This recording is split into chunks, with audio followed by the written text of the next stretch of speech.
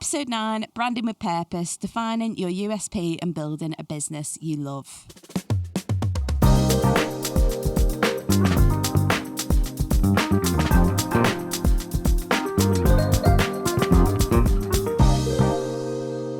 Hi, I'm Ellie. And I'm Jade. And this is Really Fucking Trying, A podcast where we talk about the ins and outs and ups and downs of running a small business and being creative. Today we'll be talking about finding your style, adding our personality into our businesses, perfecting your branding and defining your USP. So in case anyone doesn't know what USP stands for, it stands for Unique Selling Point. So it's what makes your business special and what makes it stand out from others. And we're also joined today by the amazing Katie from Glorified Cabaret. We're so excited to have her here with us in the studio. So get yourselves comfy and we're going to get right into it. Katie, do you want to tell us a little bit about you, about Glorified, whatever else you do, everything, ins and outs? Yeah, so I'm Katie, also get known as Alabama Whirley. I run Glorified Cabaret, so it's a fat positive cabaret. It's usually in Birkenhead. We have done it in Leeds. We're meant to be going to other cities, but the venues keep blanking me. Don't know if it's because they just don't want fat people in the venue, they don't want boobs in their venue, or they just don't like me because it says that I'm from Birkenhead. Could be any of those things. We've been running Glorified Cabaret for, I think, nearly 3 years now. I say it all the time, but it was meant to be one show, and that was it. It was meant to be one show and over, and then I did one, and everyone was like, when's the next one? And because I thrive on praise, I was like, let's do it again. And now it's taken over my life. But we started it, I say I am the only person. I started it because I found that I wasn't getting booked for gigs I was applying for and performances and shows. And then their lineup would come out and it'd be full of really straight sized people, no fat people at all to be seen because, you know, we'd ruin their aesthetic. So I was like, because I am so petty, I was like, I'm going to just start my own cabaret. And then you can't knock me back because it's mine. Yeah. And I wanted a space for fat performers to feel like there was somewhere where they weren't the token on the lineup. Yeah. Because it's so common that you see the lineup and they've got one black person, one fat person, that's it. Yeah. And they're like, we're inclusive because we've done that now. Yeah. But no one questions when they see a lineup that's all just straight sized white people. But when they see Glorified and it's all fat people, that's when people are like, why is everyone fat? Yeah. And I'm like, oh, do you ask everyone else that though? The other way around. Why is everyone thin? Don't think you do. Yeah. Literally no one ever questions it and it's not weird. Yeah. Which Glorified's not, well, it is weird, but it's not weird for that. It's just people's mindset. So we run it, we have all fat performers. We have marketplace, so we have prioritize fat owned businesses that fit with, you know, what we're doing, whatever the show theme is. And we just wanted like a really inclusive space for performers and market sellers, but we also wanted somewhere where the audience that come in can like see someone that looks like them. Because I remember the first time I saw a fat person perform was I'd gone to see Dita Von Teese in London and she had Dirty Martini open for her, who low-key was better than Dita Von Teese. But I'd never seen a fat burlesque performer in person and was like, oh my God, that she looks like me. Yeah. Like I could actually do that. Yeah. And it's just such a nice vibe because the lady came up to me last night and was like, can I just say, as someone who can't look in the mirror without crying, to see people that look like me up there is the best thing I've ever seen. She was like, I'm in my 50s. I've never seen anyone on stage that looks like me that's not having the piss taken out of them, or they're not doing it as the fat funny person. The comic relief. Yeah. So we just wanted a really nice space where everyone's welcome to come, but that stage is just for fat performers that are left out usually. Yeah, I love that. So obviously I've had stalls at Glorified, and I personally, obviously it's more about the performers, and I don't want to take the light off that, but it's all about me. Do you know what I mean? But personally, from personal experience, it's just very, very welcoming. It's very wholesome. It's lovely. Like a lot of markets, obviously being plus size, a lot of markets I worry about things like, oh, is there going to be enough space behind the table? Is the bench going to be sturdy? And you know, things like that like straight size people wouldn't have to think about. Yeah, I have it with things like you see the size of the dressing room and how many performers want to be going in it. And I tell people all the time, like, take up as much space as you need. But when you're in that situation where there's not physically enough space, it's not like the metaphorical take up space. There's genuinely, I think, how am I going to bend down and put stockings on without knocking everyone's stuff over? But I nenever have to worry about any of that at Glorified, and that's fucking lovely. Like, it's just, it's gorgeous. It's gorgeous. I love it. Yeah, we love having the marketplace because it was your idea. It was. Jade messaged me one day and went, why didn't you have a marketplace? And I was like, do you know what? I never actually thought that. I mean, I probably actually sent a message, oh yeah, we've been thinking about it because I won't let anyone have an idea for Glorified that wasn't mine. But it was Jade's idea to have the market. it. And from the first one, it was such a good addition. Like, Yeah. the audience were coming out and being like, it's so good to, there's something to do in the break rather than Yeah. queue for the bar. Yeah. And be able to see what people are selling. Yeah. And someone had said, like, I can't remember who it was that was selling clothes or something to do with clothes. And they were like, I can buy stuff that I just know I'm not going to look through for my size and walk Yeah. away thinking Yeah. they haven't got it. Yeah. And things that the market traders were selling, they could relate to because they Yeah. were fat inspired and, Yeah. you know, fat positive. There wasn't going to be like, you know, them fucking diet plates with Yeah. fill this side with meat, fill this side with veg. There wasn't all that shite. And it's just nice to be able to look at a market stall and go, Yeah. oh yeah, that's stuff that That's I for us. want. Yeah. Well, I just thought, like, obviously, it wasn't my idea. You probably had thought of it. Do you know what I mean? And it was nice for you to even entertain that this random stranger had messaged you on the internet and said, "Can I please have a stall at this place though you don't have stalls?" Do you know what I mean? But I just saw it and I thought, like, I want to be part of that. Like, I'm not a performer. Yeah. How can I be involved in this? Do you know what I mean? I like though that we've got the market because we are extending it out to more than just Yeah, performers. yeah. We don't have one of the marketplaces. Like, I don't run markets anywhere else. I don't do markets, but I imagine there's a lot of them where they're looking at the follow accounts and Yeah, the yeah. names they can get into the market. Where Yeah, I've had it's not people about coming off that, stall, yeah. they've got 200 followers. Yeah, They've they're just starting starting out. Yeah, yeah. And It's like, not if about that. stuff you're selling's good, Yeah. and I feel like the people that come into a specific show, it's going to do well. Yeah. Then But other people have a might not stall. necessarily give you a It's the same with chance. performers. Yeah. I'm not bothered. I've had performers that have done 2 shows. I've had Yeah. performers that have done 200 shows. Yeah. If you've sent me, you know, an application, I've thought, oh my God, yeah. Yeah. I've had some people that have never been on stage and Wow. they've sent me rehearsal videos of things that they've done in like their back room. Oh. But you can kind of see Yeah. the potential and Yeah. how it's going to go down. And I've never had a performer where I've thought that was shit. Yeah. I'm never having them again. Yeah. Everyone's always been like as good as I wanted them to be. Yeah. No one's ever come up to me and been like, that act was really rubbish. Don't get them again. Yeah. I mean, they probably wouldn't come up to me and say that because I'd be like, you know what, you don't come again. But yeah, it's just such a inclusive, gorgeous event. I can't praise you. it enough. So yeah. We were really excited to get you on as well, weren't we? Yeah. Because we said we've got a lot of people. Obviously, it's great to see people applying, but we were looking for people who do different things Yeah, as well, and this yeah. is different Yeah. as well. Yeah. And it's been really nice to hear from you that you've enjoyed the previous episodes. I have. Because like we obviously want it to be more than just Yeah. artists, do you know what I Yeah. mean? And it's nice when those other people are like, actually, yeah, I got something out of it as well. Do you know what I Yeah, mean? because when I started the market, I didn't know what I should be charging for stalls. Yeah. And you don't want to ask, I Yeah. think coming from a performer side, you don't want to ask other people what they're charging for performances. It's a weird thing. I'll tell people what I Yeah. charge. Like, I'll tell anyone. I don't care. I don't get why it's so gatekept. Yeah. Like, it's just doing everyone over in the industry Yeah. by keeping it a secret. Yeah. I was charging far too low Yeah. until about last year. And I Right. told one of my friends and she went, are you messing?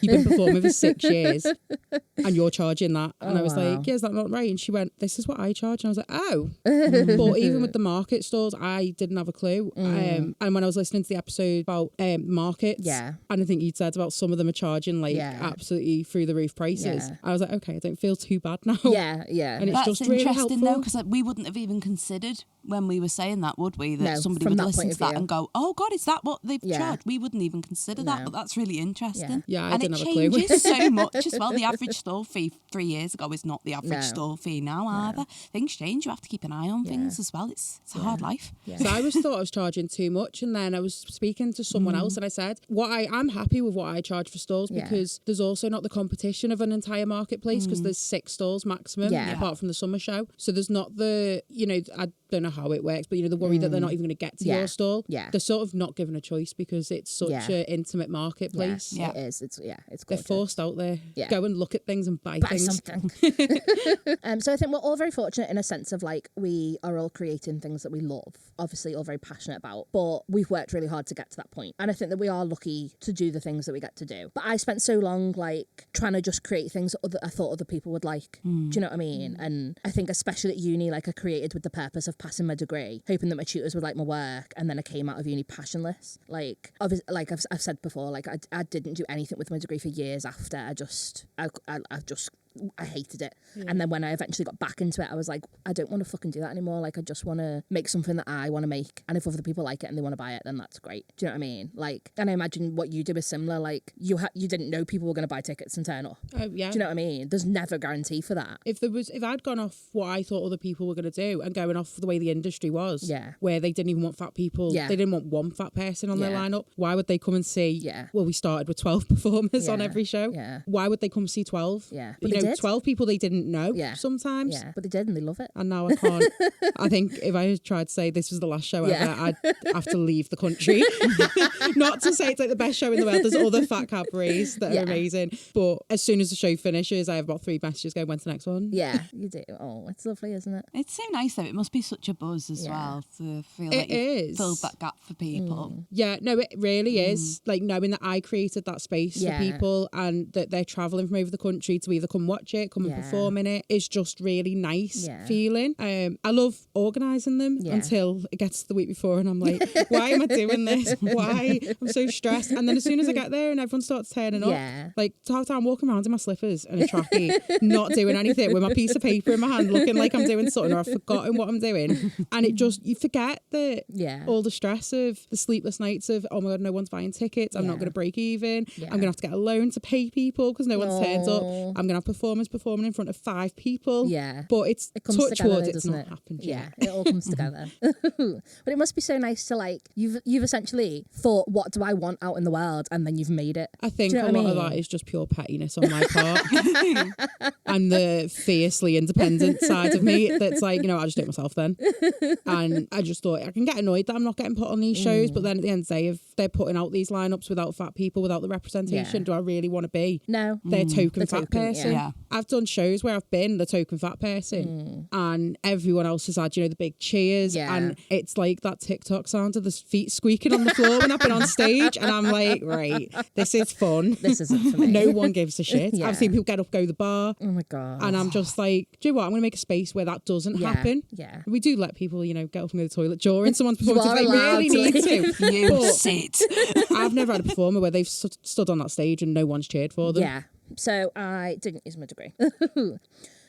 So then when I got back into it, I was like, fuck that. Like, I just want to make stuff that I like. And now, like, my brand identity has come very naturally because it's me. I'm very in the business. Do you know what I mean? It is literally you, though. It's pink and it's girly and it's cheese, sassy and it's got a Silly potty little mouth pink and wings. it is like it's come. My brand identity has come very naturally to me because it is just I'm making things that I like. If someone else likes it, that's great. If not, I'll keep it for myself.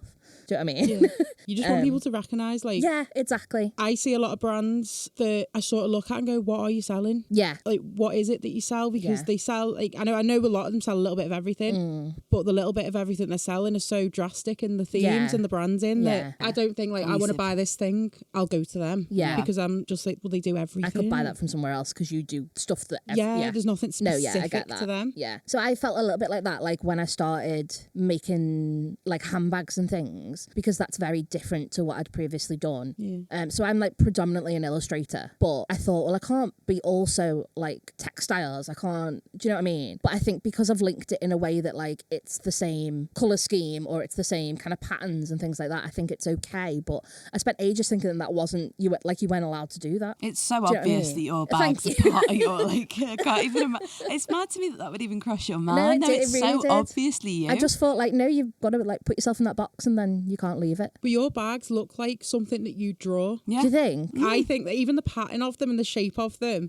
Thanks. Even if honestly, I think you could give me your bag, like the one that was in the raffle prize. Yeah. I could have seen that just in black, like. Yeah, and you'd still know. And I'd go, that's Jade. Aww. It's the little frills on it. Like, I'd know that was you. Yeah. Well, that's what I want. Still going to start doing tote bags though, aren't you, James? Yeah, I am, just for you, all right. So I think, like, often, like, at markets and stuff, I hear things like, oh, that pink girl's here again. And I think that's really cute. But it has just, like, I'm not going to lie, like, I haven't had to work hard at branding because it's just inside me. It's like organic though, isn't it? It is. Oh my goodness, No, I am my brand. I am. Like, it's come very, very naturally to me. But I think with yours though, you can tell that is you. Yeah. Because everything links together and then you can tell it's yours. And it's not, I think sometimes you can tell when people are selling stuff because they know it's going to sell, not because they Yeah. really give a shit about Yeah. it. Yeah. It's like, Just you know, 'cause it's when people popular. start selling, like, Joe, when all Wednesday stuff was out, Yeah. and there was brands that were doing like super girly, pink, pastel colour stuff, and then all of a sudden they had like a section Yeah. of black, Yeah. like Wednesday theme, Yeah. and with like ravens on it and all Yeah. like gothic stuff, and you think, It's not you. you do, like, that's not Yeah. what I'd come to you for. Yeah. But I can tell that you're doing that just because it's a sort of 'Cause trend it's at in the right moment. now, yeah. I always try and want to stay away from that. Like, I want it to be as organic as possible with everything that I do. I want it to be something that I genuinely am interested in or care about. Plus, Do you know what I we've mean? said this before as well, when you do markets and someone comes up to you and discusses your product Yeah. with you, if you haven't got a fucking No, clue imagine. what you're talking about, Yeah. it's going to show Yeah, in it about is, it is. 0.5 seconds. And if you don't have a real passion for it as well, Yeah. they're going to see through it. Yeah. You can, as you say, with other people, you can see it straight Yeah. away. If it's just something that they've done to Yeah. make a quick penny and there's Yeah. actually no heart gone into it Yeah. No, whatsoever, you definitely can. it's so obvious. Yeah. It's really obvious. But I think that's what's so fantastic about Glorified. Like, you can tell that your heart's in it. You can tell that you love what you do and you love what you've created. Yeah. Do you know what I mean? It is And like my third child. Yeah. I had to really think how many kids I actually had then to my add that. third. Third child? Do I include the cat? It is like I think there is weeks of the year where I think Glorified genuinely gets more attention than my actual children. They're not neglected. They have a dad as They well. are safe. Everyone's They okay. have a father who lives with us who is looking after them as well. But I don't think you can run a show like Glorified and just be in it for the money. Yeah. And just be in it for, you know, like literally the glory of Yeah. Glorified. You can't be in it for that, because if I did, it would have finished, you know. Yeah. You would have done one show. The first show that didn't yeah. sell out was the third one. So the first two sold out. Yeah. And then the ticket sales dramatically dropped Yeah. after that, because it's a thing of people have been before. Yeah. Some people don't come again. It was probably people I knew were like coming to support. It wasn't for them. It's just one of them things. I've never been in it for the money. I never expect to make any money off Yeah. it. Like, I've broke even before now. I've had shows where I've thought, oh my God, I'm not even going to break Yeah. even. And you just have to accept it. If you're doing it just for the money and you're not, your heart's not in it. Yeah. You would Why give would you up. bother? Yeah. I love doing them. Yeah. Even when I'm there at 3 a.m. stressing over tickets and things that haven't been done and things I Yeah. need to do. My acts for Glorified can guarantee have been made within that week of Glorified, because I'll go, oh shit, Yeah. I've got to perform. Yeah. What am I going to do? I can't do one of my old ones because I've done them at every other Glorified before now. And people, we've got like a key group of people that Like a come to cult every following, single yeah. show, and I see them all the time, and I'm like, they know I've done this. Yeah. And it is one of them that it takes up so much of my time, but if I didn't love it, You wouldn't bother. I'd resent it, and Yeah. I wouldn't. And if I wanted to be like that, I'd make a cabaret that was just any kind of body. Yeah. Anyone could, you know, everyone can apply as long as they're plus size. Yeah. But I'd just do a generic Yeah. cabaret. And Yeah. I know for a fact if I did that, I could sell out every single one. I could get, you know, the performers that everyone's talking about, Yeah. that everyone loves, Yeah. that are amazing, but just don't fit with Glorified. I could change the whole thing and be like, you know what, I'm going to just do a Yeah. cabaret. Yeah. It's It'd not going to be easier, specific. But yeah. But I'm not going to do that because I don't like making my life easier, apparently. It's because you love it, isn't it? And you can tell that even from just like the market side of it. I know that's, again, it's not what it's about. But like when we do markets and stuff, you can kind of tell the market runners that are just in it for the money, can't you? Yeah. Like, Yeah, nowhere to be seen during Yeah, the day. yeah. It's I think just as a customer, you can telltale tell as signs. well. yeah, definitely. But I always know when I do Glorified, I know you want people there even more than I want people there. Do you know what I Yeah. mean? I never have to worry about are people going to turn up, because I know you give a shit whether people turn up. Yeah, because we do the tickets where we have on all the ticket sale sites about we have a limited number of low income tickets. I'd love to have an unlimited number of it, Yeah. but at the same time it is still a business, Yeah. and financially I can't, and we have to pay for the venue. Yeah. We have to make sure the performers are paid properly. You know, there's so many shows where they're paying performers 30 quid a show. Yeah. And I know for a fact as a performer that the costumes cost more than Yeah. that. The time you put into it. We want to pay the performers fairly. We want to pay the venue, but we want to make the tickets reasonable for Yeah. people. So we do try and keep them as low as they can, because profit's not at the top of the list. But we do also give away a lot of free tickets to people that can't even afford the Yeah. low income ones. We've got a thing that just says message us. Aw. If you can't afford a ticket, there's no questions asked. We're not going to ask anything. Yeah. If someone says, can I get 2 tickets? I've got no money. Yeah. You know, can I just get 2 free tickets? We're like, yeah. Aw, that's Because I want amazing. bums on seats more than anything. I Yeah. just want people to be a part of it. Yeah. But annoyingly, we do have to pay the venue. We Yeah. have to pay Yeah. people. We have overheads. I've told people people before now what the cost of a show is, just the basic overheads. And I think people that aren't in that industry are really Would shocked. have no idea, yeah. And we don't have any funding. We had a sponsor for the last show, Reclaim Means Business, and we've got a sponsor for the next show. The sponsorship packages aren't huge amounts of money. It doesn't cover a whole show. Yeah. But the overheads for it, if I had no overheads, everyone would be coming for free. Yeah. I'd love to, but unfortunately, capitalism. Yeah. Love that. But even things like you said, like you want to pay your performers properly. Like loads of people that run things like that wouldn't be that arsed about things. Do you know what I mean? Like you see a lot of shows where they will get new performers in because not necessarily that they're exploiting them intentionally. Yeah. But a lot of people go, I want to start a show. Yeah. They don't really know what they're doing, so they're paying them as little as possible, but they're getting people that will do it for that. Yeah. But it harms the whole industry because why would you pay someone who's £150, £200 for a performance when someone's going to do it for 30 quid or free? Yeah. I get people that apply and they go, you ask what's your fee that you ask, and they go, I'll do it for nothing. I'm like, no, you won't. You won't do it for nothing because you're just going to go. You're only going to get a level of shows where they are going to let you do it for free. Yeah. And they're not the show.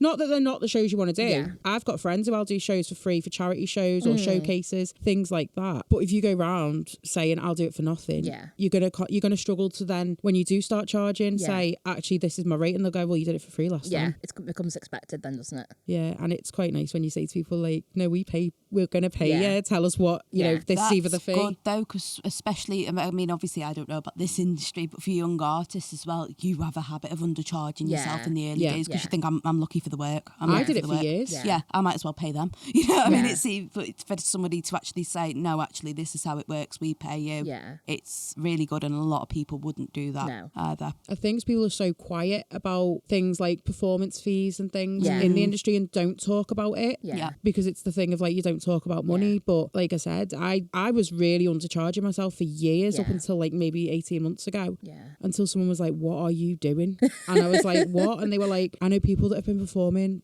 half the time you have, and they're charging well more for less, whatever. And I was like, oh. And then the first time I had to tell someone what my new fee was, I was like, oh my God, they're going to just be like, fuck off. And they were like, okay, yeah, that's fine. And I was like, oh, wow. And it was quite a big show. It was Kitty Valor in Manchester's. She does Pussy Parlour. I was trying to remember the name then. Pussy Parlour, and it sells out every show. She's such a big name in the pole industry. And she'd said, like, what's your fee? And I told her, and she was like, okay, yeah. And I was like, wow, is this how it works? People just accept it. This is amazing. I could have been doing this for ages. I've had people where they've sent me their fee and I've gone, you are having a laugh.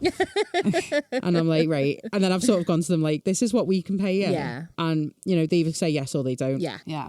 But just don't work for free. No. If you're brand new and you want to do a showcase, it's a charity show, and you just want to get like the photos or video, go for it. But don't work for free to make someone else money. No. Yeah, I agree. Is the basic line of it is just don't undersell yourself so someone else can profit off you. I love that you're so open about things, and I feel like you genuinely want to help people that don't know what they're doing yet. Yeah, I started burlesque. I used to do pole performances. I only ever ended up doing burlesque because I worked for Liverpool Horror Club as well, and we'd booked something for River of Light that used to be in Liverpool, and they were like, yeah, you can do pole, and then we turned up and the ceiling wasn't big enough, so I had about 3 days to put a burlesque routine together, and then I was like, actually, this is well better than pole. I actually prefer this. And I don't even think I've done one burlesque class ever. I just taught myself, but then I've had to sort of wade through the industry and try and find things out, but no one was really talking about it. And if they did, we're going to talk about it, they wanted you to pay them. And I was like, I've got no money. Yeah. When I get new performers, I just want to help them, and I don't want them to get ripped off, because when they're getting ripped off, the whole industry's getting ripped off. Yeah. No, because you've got performers that are worth, £500 for one performance because they're so like top of the industry and they're worth that level of money. But then when people are working for free at the other end of it, they're struggling at the top end. It's pulling everyone. It's such a strange dynamic. No, I get that completely. So we've found the same thing, haven't we? Like when we started out, it's very like gatekeepy, I think, as well for us. It can be. Which is kind of why we wanted to start the podcast, because we think, although we haven't necessarily got the best advice in the world, like we've done a lot of things. Do you know what I mean? That I think people starting out might benefit from, because even if it's just something that you're like, oh yeah, I'd never thought of that. Well, I think it started from conversations just between you and me as friends, didn't it? Where we thought, oh, actually, we can talk about this for fucking days. Yeah. And now we do. Let's see if anyone will listen. It seems like a lot of people are listening. Yeah, it is going really well so far, isn't it? But yeah, so that's our whole aim, is in line with kind of what what you want to do, really. Like Yeah, I think sharing people's experiences is more it's beneficial, useful isn't it? than literal facts. Yeah, no, especially when is. it's people, you know, not even just locally, but you know, the way you're doing markets, and you'll get people that are travelling for markets, and they kind of like, when I did the Leeds show, we set the stall price as £35 because that's what our stall prices are, and the ticket prices were set the same as they are down here. And then we got to Leeds and we had to lower the ticket prices to like £15 because in Leeds they're so used to paying less than here, because I think, no disrespect to the Leeds, but I think the drag scene there was quite DIY when we did it. And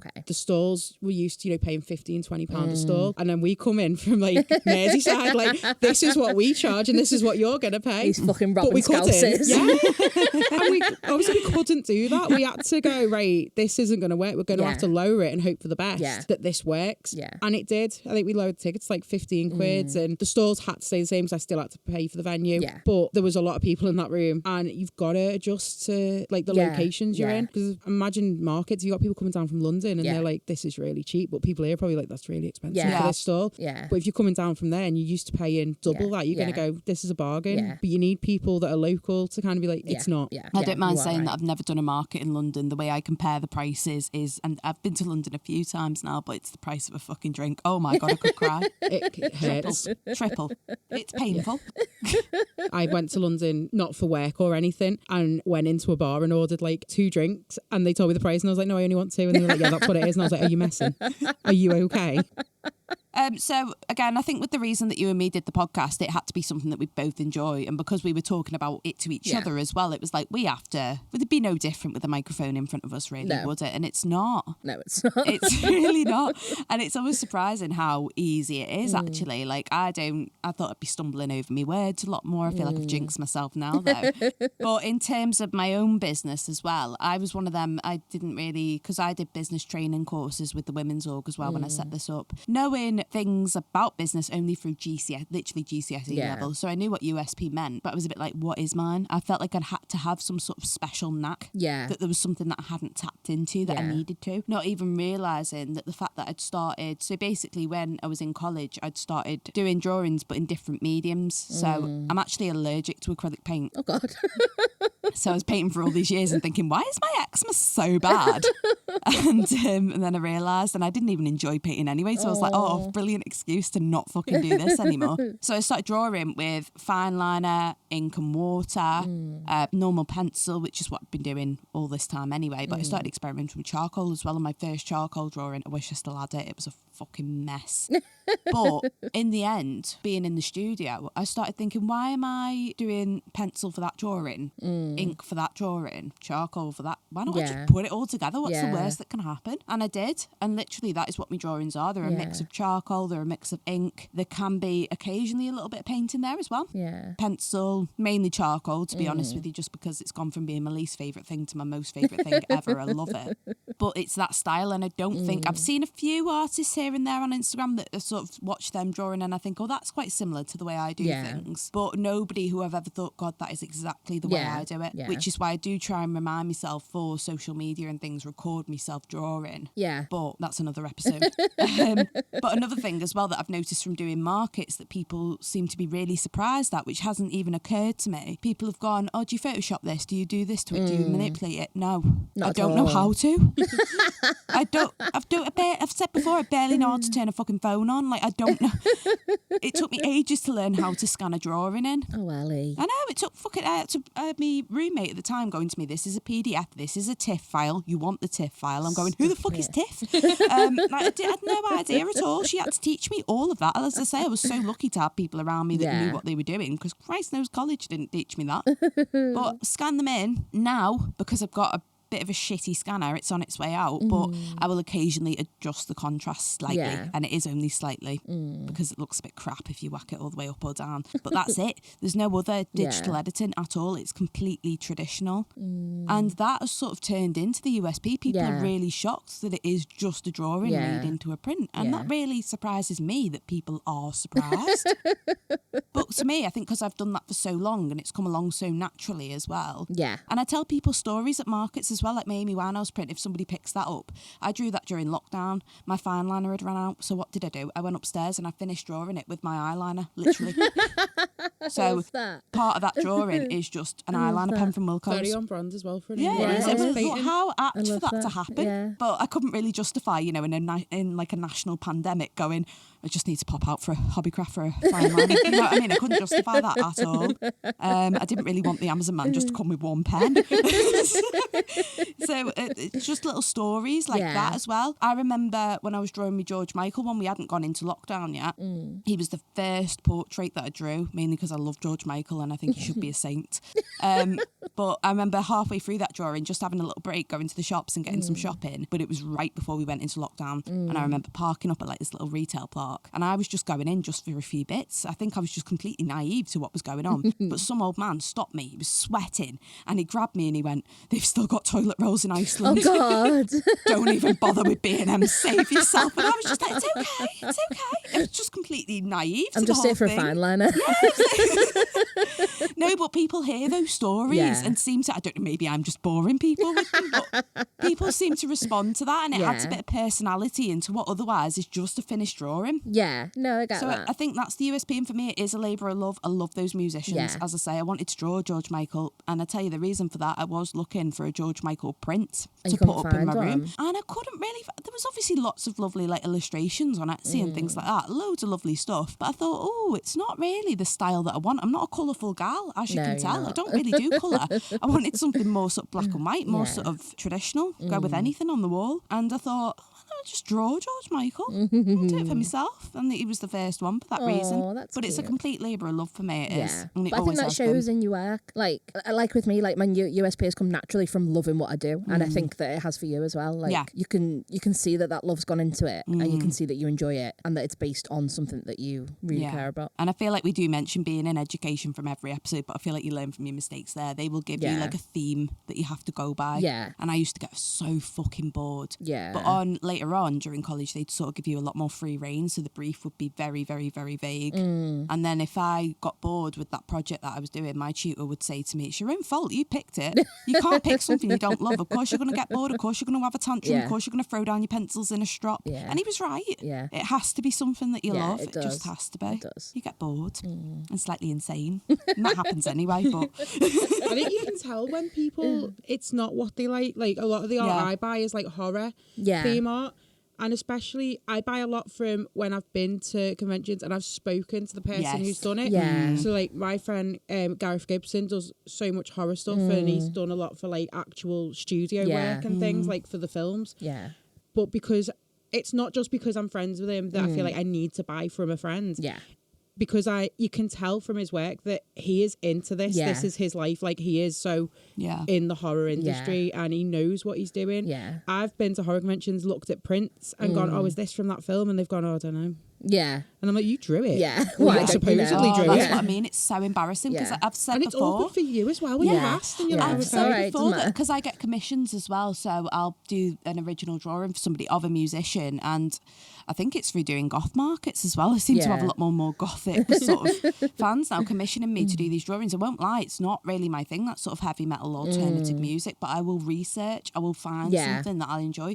And music's so subjective as well. Yeah. Even if it's only one song on an album that's to your taste, it's still something. You've got to go Yeah. out, you've got to research it. Yeah. The thought of somebody coming up to me at a market and being like, "Oh, you've got so-and-so, And I you love don't them," know and I any- go, yeah. "Who?" I can't think of anything more Yeah, you can at embarrassing. least name them or what band they're from. Like, that's enough for people. Oh God! Well, I remember once there was a tour going on in the studio, and I'm sure this little old man didn't mean to say it, but I was packing and wrapping some prints in my room, and my music taste is a little bit sort of older, sort of 60s, 70s, more's my vibe. And this old man sort of crept up behind my shoulder, and he went, "You're too young to know who any of these are." And I was like, well, that would be embarrassing, wouldn't it? Imagine. I drew this person, I don't know who it is. Can you tell me? I've been wondering all this time. Do you know what I mean? Yeah. As if... Yeah. No, but you can totally tell. You can tell that that's music that you love. They're musicians that you love, Yeah. and that you've put your little heart in it. Yeah. I love it. When you know, when you tell stories about like the work that you've done, Yeah. as a customer, it's not that I feel like I need to buy it because they've told me the story about it Yeah. now, but then I'm like, oh, that's really cool, because Yeah. then when I buy that, if I've got that up in my house and someone asks about You it, know that then. I can Yeah. go, oh, the artist that did it Yeah. told me this. I've got prints up in my house, like our whole living room is just horror prints. Yeah. I look at some of them and I'm like, oh, so and so did this, Yeah. and Yeah. I remember them telling me Yeah. nice about it, and then I get to pass that on to people, and you've got a little bit more than, I just bought it from Horror Convention. And they go, where'd you get that? I go, I've got it from Floor Horror. Don't know who did it. Can't remember who did it. And some people are quite quiet when they buy from you, and that's absolutely fine, of course. But for the people like that, and I think it does make a difference as well if you have just a little anecdote or just something to tell them about it. I'm that person that comes to stores and just forces people to talk to me. You're my favourite kind of person. You see, I absolutely hate it when I sort of go, hi. I'm a person where I can see them and they're thinking, when is she going to fuck off? And then I'm like, I'll buy something because I'm making you talk to me. But I think to sort of summarise that bit, I think with all three of us, it's almost your lifestyle. That's how much you love it. It's your lifestyle. You couldn't leave it behind, even if you wanted to. You'd be leaving behind a part of you. Yeah, but it is. But like with Glorified, for example, like somebody straight-sized who doesn't give a fuck about fat bodies could run Glorified. Yeah. But it would be shit. Yeah. Do you know what I mean? It's so obvious when someone's not into what they're doing. Yeah. But with things like with Glorified, with like branding, like, yours is like all pink and then yours is like your style of art. Because we have different people coming into it and different performers and different themes.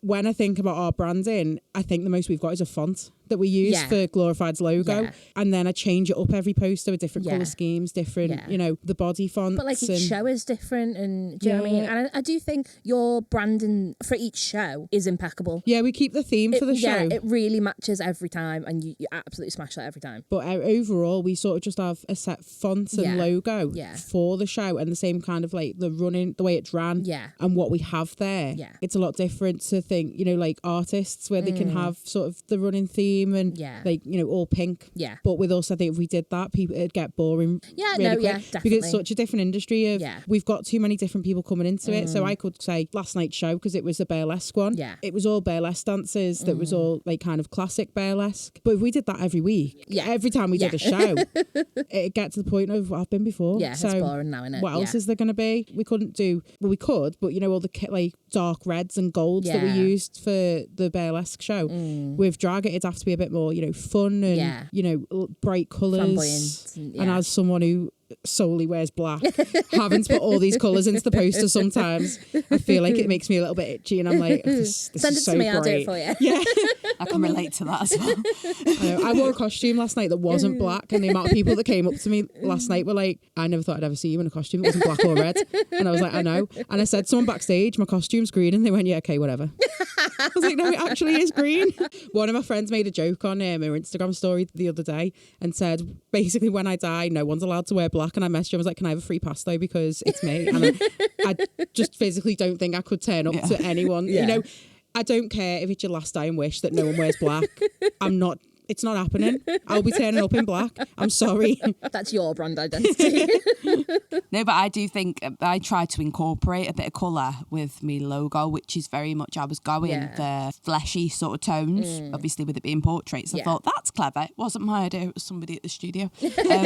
I don't do colour at all, and I don't know if the fleshiness of it really comes off, because it's just pink. It's pink. It's pink. It is pink. It is what it is. It's a bit of colour. I do think it's needed. It's quite nice on the stall, just to contrast a little bit. I think it's done okay. It's not brilliant branding by any means, but also what I've noticed is people aren't looking at the branding, they're looking at the portraits. The brand in itself is the portraits, and I think I've only learnt that since trading as well. Obviously online it's a little bit different, especially with things like Etsy and stuff in your storefront. I'm not a graphic designer. I'd never fucking claim to be. Things making like Etsy banners and things like that. It's just I not. wing every single poster I have. My friend, the only reason I make my own posters on Procreate is because my friend found an Apple Pencil outside her work and didn't have an iPad, and she went, do you want this Apple Pencil? And then sat in Starbucks with me, show me how to use it, and I had to very quickly learn how to use Procreate. That's amazing. Because then I looked how much I was going to have to pay someone to make my posters for me.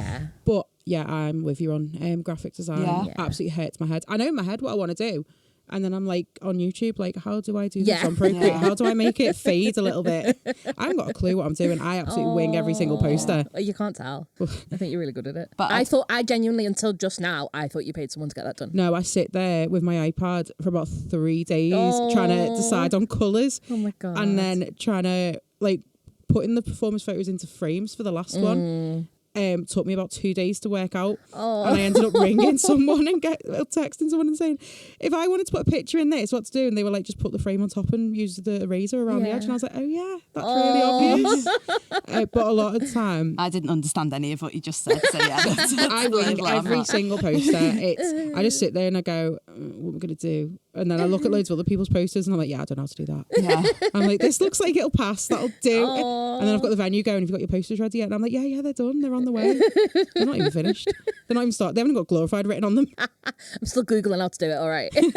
I'll be honest though, branding, I mean, I think mine's, as I say, I don't think it's particularly awful. I don't think it's particularly good. It's sort of there. It serves a purpose. Do I want to have a rebrand? Do a shite. No, I cannot be arsed with that shit. Yeah, I'm the same. Yeah. Too much effort. Yeah. So I had like not a full rebrand, but a bit of a rebrand like a couple of years ago where I was just like, I want to redo, like I've got like a little portrait of myself on the business card and like my style had changed a little bit. So I was like, I want to redo that and draw it how I would draw it now. And even just that, I was like, I've got to wait till all my business cards have run out because I don't want to waste them. Yeah. And then wait till like my stickers have run out because they've got it on as well. And like nothing like synced up. And it was a fucking nightmare. Like would not recommend. So I found picking the font for Glorified when it started for that one show that was a one-off poster was so hard. Yeah. I never put so much thought into fonts, like it being Comic Sans, at one point. And it was when I was looking and I was like, I don't want like a bubbly font. Yeah. Because that seems too obvious and it's like, it does. A fat font. Yeah, like it doesn't need to be a fat font. And then I think I found the one we used and it was just like, oh, that looks really nice for this one-off show. Yeah. But I'm stuck with it now because if I change that, I'm going to change everything and people aren't going to recognise it anymore. And It's a commitment, isn't it? Yes.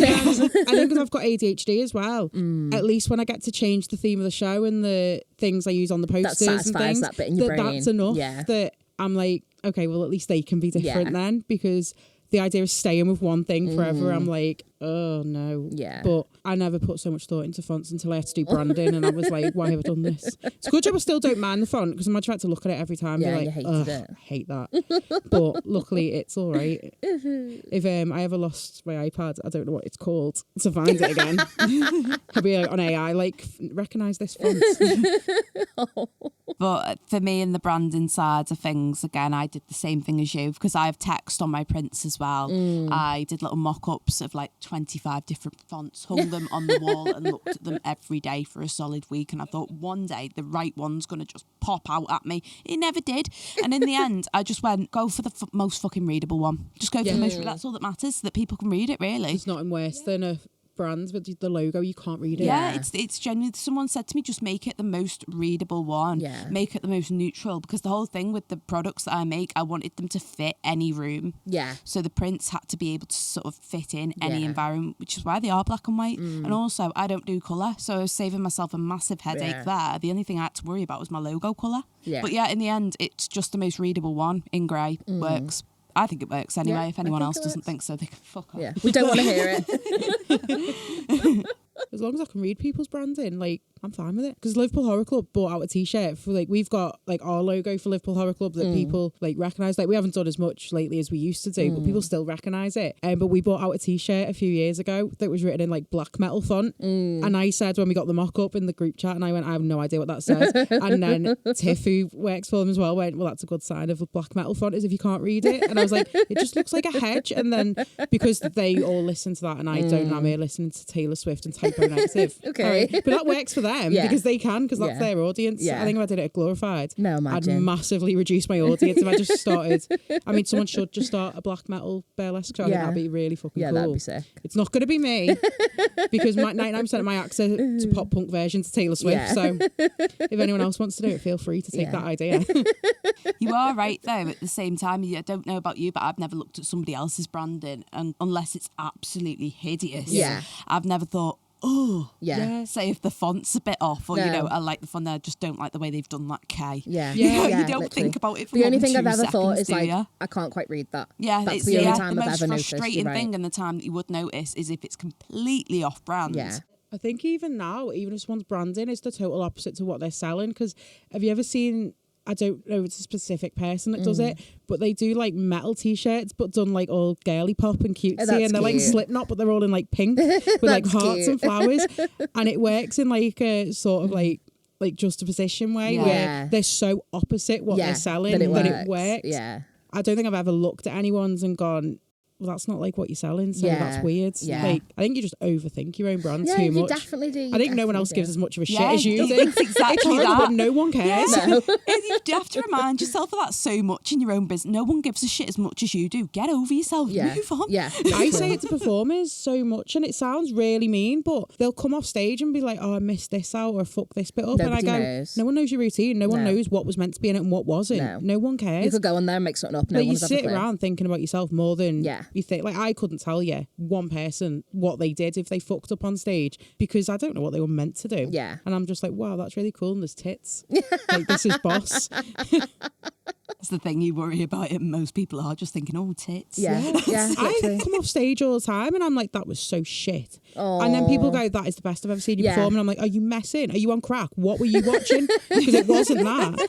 And I watched the video back and I'm going, what were they watching? Because this was awful. And then they're like, that was my favourite one. But they don't know what you intended. I did one act, hated every second of it. And then someone come up to me after Glorified and went, will you do that at my wedding? Oh my God. And I was like, are you sure? And they were like, yeah, amazing. that's the one we want. I was like, yeah, okay. So. Oh my God, do you do it at weddings? Yeah, Will once. you do it at my wedding? I mean, I'm not engaged. Jade's going to get engaged now just for that tonight. You can do it. I do it for free. That's sick. You know what that sound means, Jade? Look how unenthusiastic she is. I can't do every fucking enthusiasm. time. I'm really sorry. So this is just a little segment of the podcast where we answer a few questions from our lovely Instagram followers. So we've got 2 questions today. You want to read the first one? Okay, so at Sun Goddess Creations has asked, how can we make better marketing and social media stuff? How do you guys balance it all?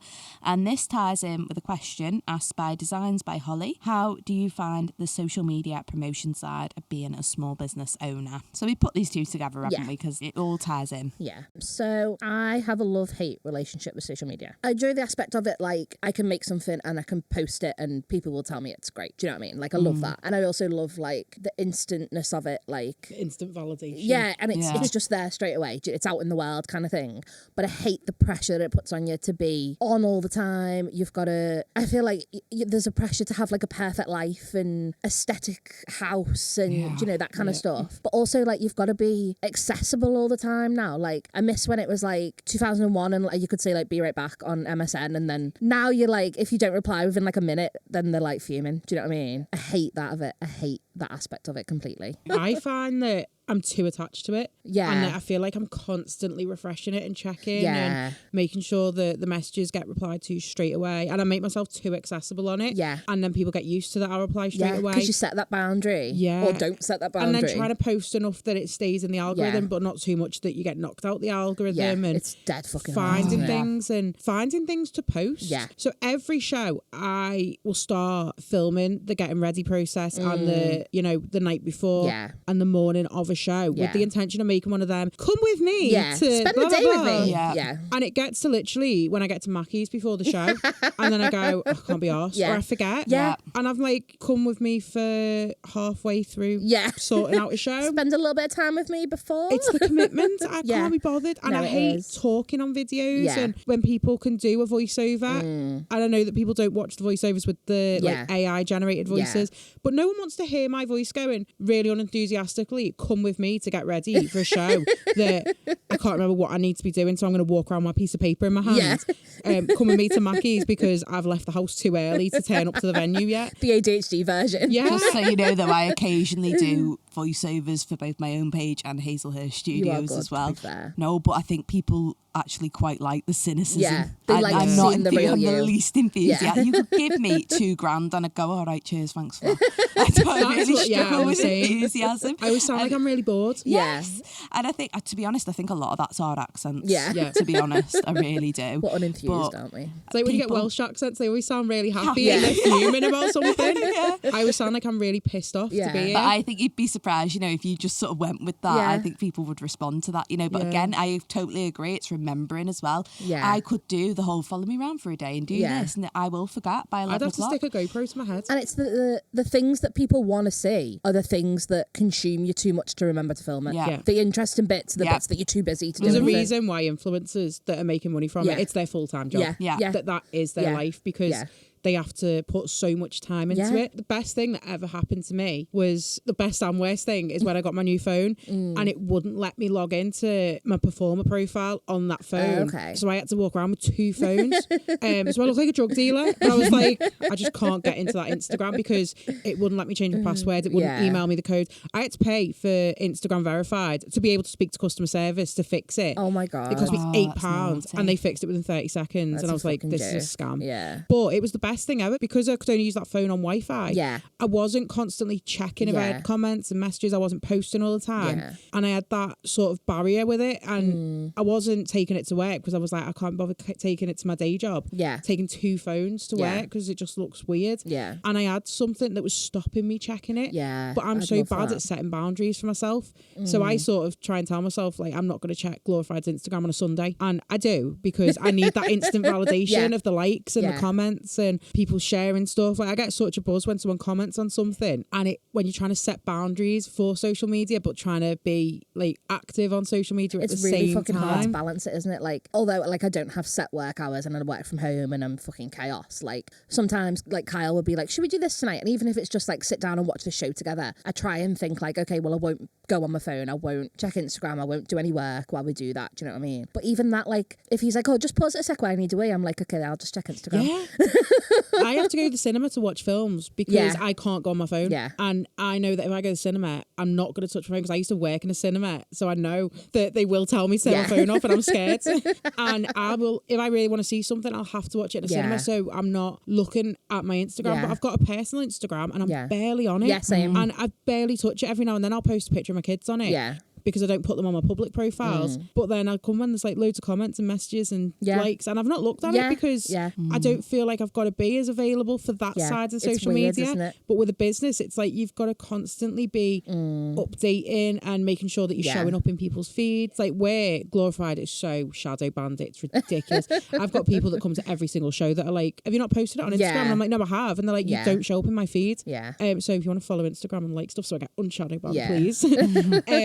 And people that are like, I don't see your posts. But then I'm like, but I'm posting all the time. Yeah. And I think Meta just needs to tell us what the algorithm is. Yeah, What do you want explain from it, us? please. Changes so often as well, because I remember when I first started doing social media and marketing webinars, it's all a little bit out the window now because It just I mean changes. the best advice they could have given me was have a sense of humour, because they showed us as examples, you know, like Innocent Smoothie and their Twitter feeds at the time and how well they were doing and how engaged they were keeping people just from having a sense of humour.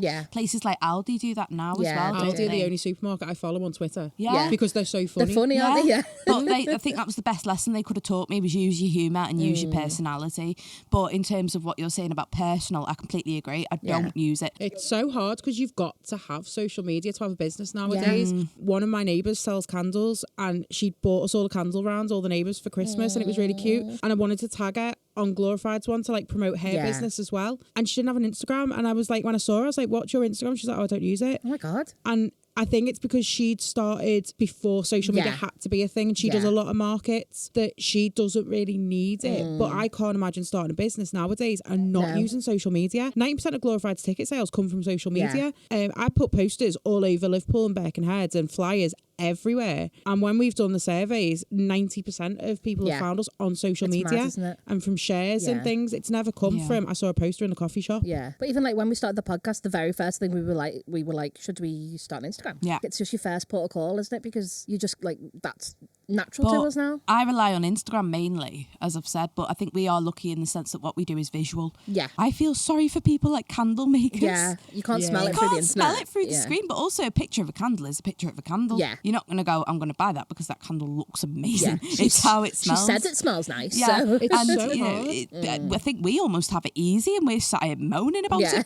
If I had the money, I would pay someone to do my social media. Absolutely. I hate doing the social media. I hate, writing the captions. I'm like, is this really cringe? Because I've got children that tell me I'm cringe 7 days a week.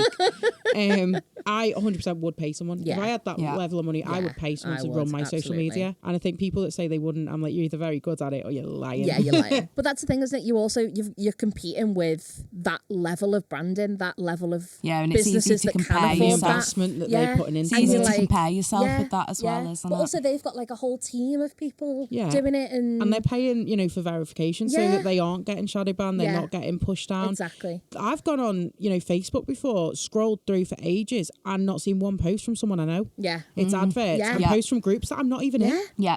I keep getting posts from people who make miniature dolls houses. And I'm like, I have not got the dexterity to be doing that or even looking at that. I don't deserve to be seeing this level of Do you know what I get? And I'm very offended. Dull Men's Club. I get I that. joined I it. love it. I fully joined it. To be fair, Do I you do know what? look like It's my so kind of people. funny. Like, it's so boring that it's funny. Yeah. There's a dull women's club as well. Oh. The women's one's really wholesome though. Is it? It's so cute. I might have to join both. Fuck Honestly, it, Facebook, I you ended won up me joining it over. because I got showed it that many times. Yeah. God, what are we all doing? That Facebook thought they'll love that, them three. But they were right.